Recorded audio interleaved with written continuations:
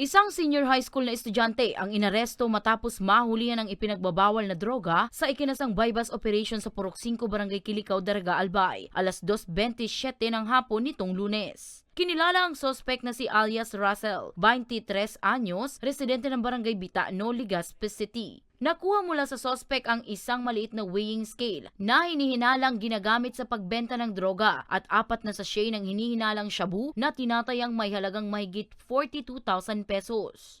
Ayon kay Daraga Municipal Police Station Public Information Officer Police Lieutenant Maria Isabel Nopia, matagal nang minamanmanan ng otoridad ang sospek.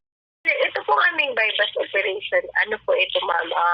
Talaga pong minanmanan na po namin siya and nakapag-test by na po kami yan before po kami magpagka. Bali, nung binerify po namin ito, wala pa naman po siyang record po na nahuli na po namin siya dati sa anumang kaso po.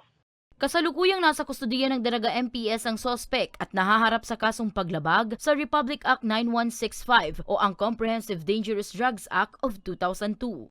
Para po dun sa mga drug pusher po na involved na po sa illegal drugs, wala po kayo dito tuwang sa Daraga, talaga po huhulihin at huhulihin po namin sila.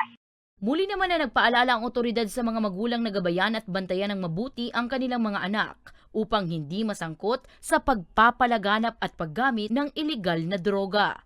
Para sa mga balitang Tatak Bicol, Danica Garcia.